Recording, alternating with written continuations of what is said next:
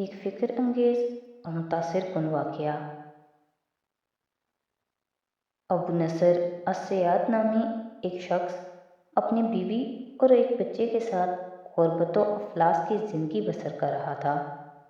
ایک دن وہ اپنی بیوی اور بچے کو بھوک سے نڈال اور بلکتا روتا گھر میں چھوڑ کر خود غموں سے چور کہیں جا رہا تھا کہ راہ چلتے اس کا سامنا ایک عالم دین احمد بن مسکین سے ہوا، جس سے دیکھتے ہی ابو نصر نے کہا، اے شیخ، میں دکھوں کا مارا ہوا ہوں اور غموں سے تھک گیا ہوں۔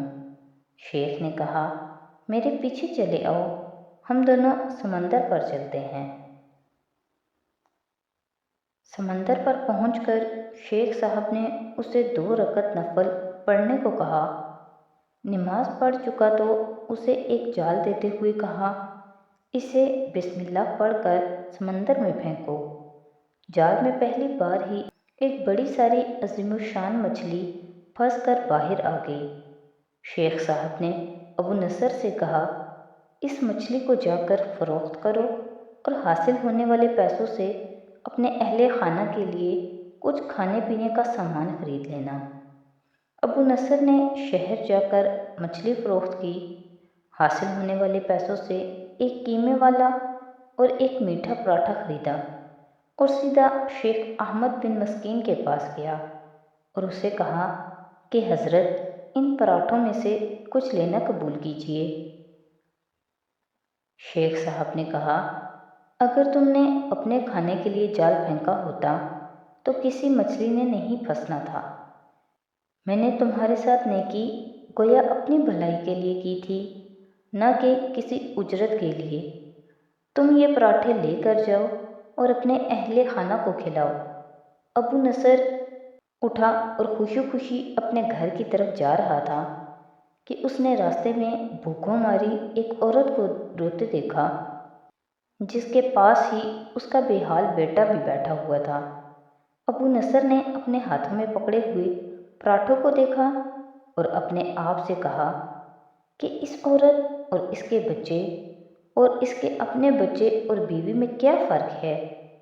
معاملہ تو ایک جیسا ہی ہے، وہ بھی بھوکے ہیں اور یہ بھی بھوکے ہیں، پراٹھے کن کو دوں؟ عورت کی آنکھوں کی طرف دیکھا تو اس کے بہتے آنسو نہ دیکھ سکا اور اپنا سر جھکا لیا۔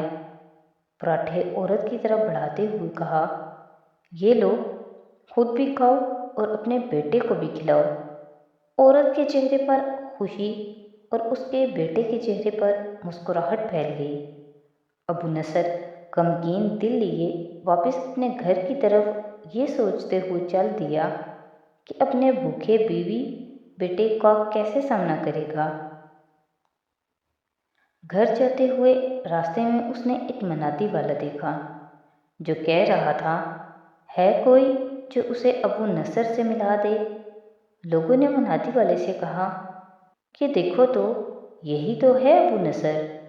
اس نے ابو نصر سے کہا، تیرے باپ نے میرے پاس آج سے 20 سال پہلے 30,000 درہم امانت رکھے تھے، مگر یہ نہیں بتایا تھا کہ ان پیسوں کا کرنا کیا ہے۔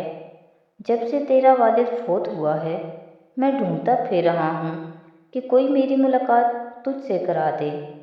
آج میں نے تمہیں پا ہی لیا ہے، تو یہ لو 30,000 درہم، یہ تیرے باپ کا مال ہے۔ ابو نصر کہتا ہے، میں بیٹھے بٹھائے امیر ہو گیا، میرے کئی گھر بنے اور میری تجارت پھیلتی چلی گئی۔ میں نے کبھی بھی اللہ کے نام پر دینے میں کنجوسی نہ کی، ایک ہی بار میں شکرانے کے طور پر 1000 درہم صدقہ دے دیا کرتا تھا۔ مجھے اپنے آپ پر رشک آتا تھا کہ کیسے فراخ دلی سے صدقہ خیرات کرنے والا بن گیا ہوں۔ ایک بار میں نے خواب دیکھا کہ حساب کتاب کا دن آن پہنچا اور میدان میں ترازو نصب کر دیا گیا ہے۔ منادی کرنے والے نے آواز دی، ابو نصر کو بلایا جائے اور اس کے گناہ و ثواب تولے جائیں۔ کہتا ہے، پلڑے میں ایک طرف میری نیکیاں اور دوسری طرف میرے گناہ رکھے گئے۔ تو گناہوں کا پلڑا بھاری تھا۔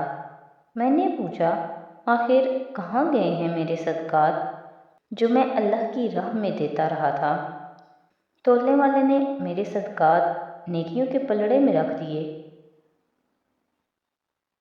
ہر ہزار درہم کے صدقے کے نیچے نفس کی شہوت، میری خود نمائی کی خواہش اور ریاکاری کا ملمہ چڑھا ہوا تھا، جس نے ان صدقات کو روئی سے بھی زیادہ ہلکا بنا دیا تھا۔ میرے گناہوں کا پلڑا ابھی بھی بھاری تھا۔ میں رو پڑا اور کہا، ہائے رے، میری نجات کیسے ہوگی؟ مناتی والے نے میری بات کو سنا تو پھر پوچھا، ہے کوئی باقی اس کا عمل تو لے آؤ۔ میں نے سنا ایک فرشتہ کہہ رہا تھا، ہاں، اس کے دیے ہوئے 2 پراٹھے ہیں جو ابھی تک میزان میں نہیں رکھے گئے۔ وہ 2 پراٹھے ترازو پر رکھے گئے تو نیکی کا پلڑا اٹھا ضرور، مگر اتنا ہی کہ نہ تو برابر تھا اور نہ ہی زیادہ۔ منادی کرنے والے نے پھر پوچھا، ہے کچھ اس کا اور کوئی عمل؟ فرشتے نے جواب دیا، ہاں، اس کے لیے ابھی کچھ باقی ہے۔ منادی نے پوچھا، وہ کیا؟ کہا، اس عورت کے آنسو جسے اس نے اپنے 2 پراٹھے دیے تھے۔ عورت کے آنسو نیکیوں کے پلڑے میں ڈال دیے گئے، جن کے پہاڑ جیسے وزن نے ترازو کے نیکیوں والے پلڑے کو گناہوں کے پلڑے کے برابر لا کر کھڑا کر دیا۔ ابو نصر کہتا ہے، میرا دل خوش ہوا کہ اب نجات ہو جائے گی۔ منادی نے پوچھا، کچھ اور باقی عمل اس کا؟